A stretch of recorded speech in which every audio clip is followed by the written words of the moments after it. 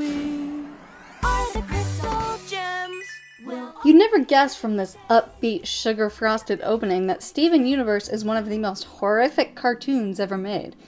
The thing about SU's particular brand of fear is that it doesn't rely on quick jump scares or cheap gore. It creates a lingering paranoia, the kind that makes you feel like no matter how nice things are, they could go to crap at any given moment. And since the season of scaring is upon us, let's get into the spirit of things by talking about the cutest of terrors this side of kids' cartoons. Huh? The top 10 scariest things in Steven Universe. Number 10. That's how it's done! The Slinker isn't even the most frightening monster the Gems have faced, but it's not its looks that landed it on this list. It's the fact that this thing is in Amethyst's room. It's been living in the temple for who knows how long. How did it get there? They didn't even catch it by the end of the episode. This was one of the first episodes I saw, so I just kind of assumed this was a one-off monster we were never going to see again. But no, that's not how the Crooniverse works.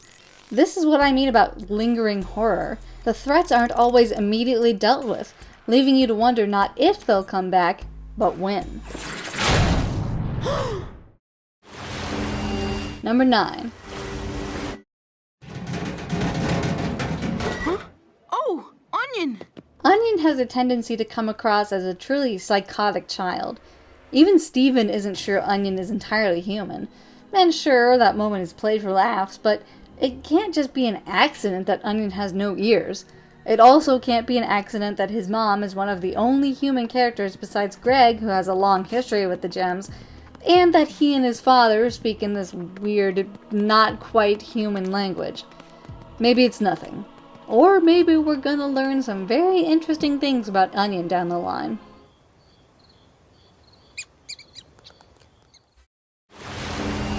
Number 8. Kinda hungry now. Alright. What? Rose's room grants Steven anything he wants. Now this could have been used to deliver a very simple "be careful what you wish for" message, but twice now we've seen the room take a pretty benign request and twist and warp it into something terrifying. When Steven expressed a desire to go outside, instead of just letting him out, the room created a facsimile of the outside world.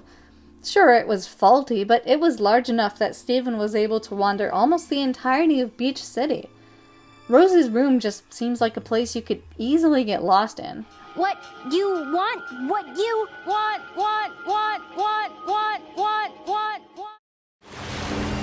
Number 7.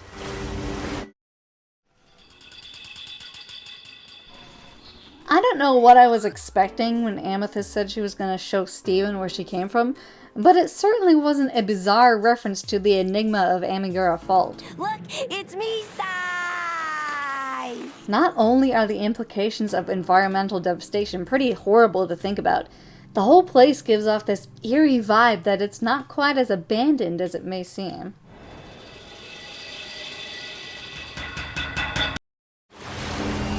Number 6.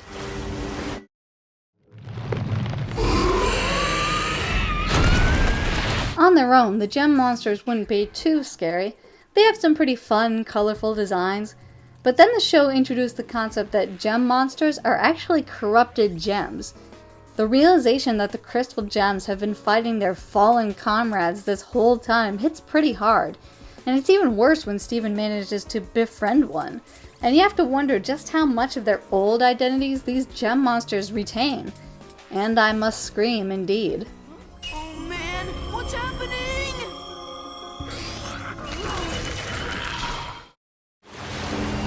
Number 5.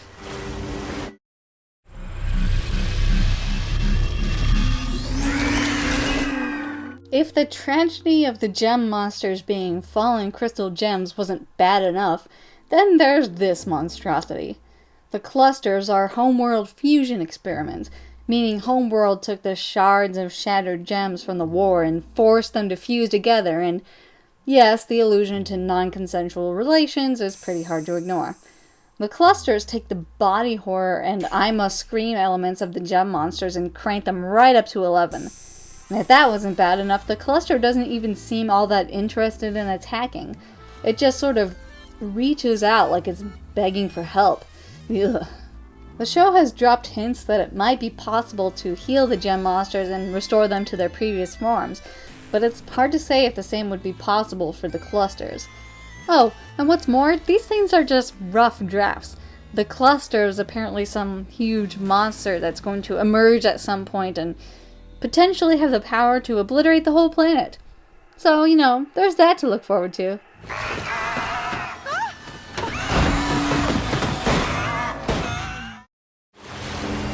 Number 4.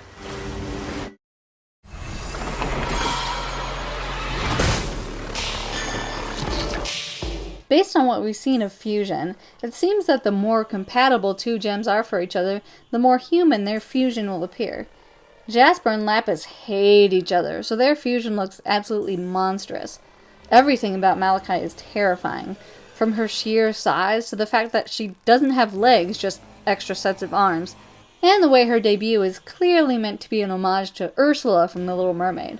As if her appearance isn't enough, Malachite is an extremely unstable entity. The effort of keeping Jasper trapped at the bottom of the sea is taking a serious physical toll on Lapis, not to mention the mental toll as she gets lost inside of Malachite's psyche. Malachite is a ticking time bomb, and when we do finally see her again, there's no telling what state of mind she'll be in. Lapis! Number 3.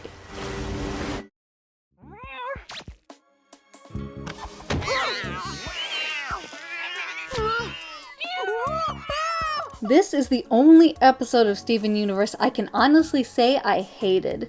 For a show aimed at kids, Steven Universe isn't exactly shy about traumatizing imagery, but this was just on a whole nother plane of terrifying. The entire end sequence was just extremely difficult to watch, between the discordance of the kitten's sweet mewing and Steven's desperate cries for help, and the bizarre, unsettling way he has to maneuver through the car wash. It doesn't help that the episode opts for a jarringly lighthearted ending, nor does it really help that Steven eventually says this. I don't like those brushes. They feel weird on your fur. Please, Crooniverse, please let that be a one-off joke, and not foreshadowing that the effects of the cat fingers are lingering in Steven because, and this is no joke, I honestly don't think I could watch any more of that. I'm a monster! I'm an adorable cat monster! Number 2.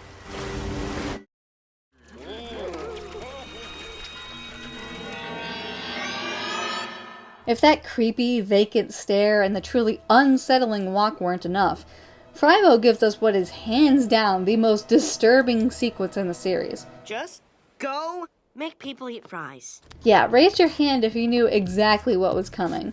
Frybo's appearance was nightmarish even before the mutated veins and the tentacles and the ketchup blood.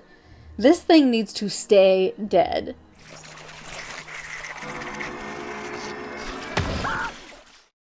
Now what could be worse than this abomination? The current page image for the SU entry of Nightmare Fuel? There's only one thing, my friends. Number 1.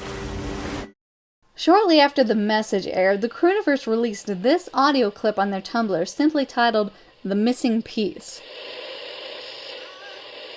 You might recall a couple years ago when I listed the top 10 scary tropes, I put the fourth wall will not protect you at number 1. This is what makes things like Slender Man a cult phenomenon.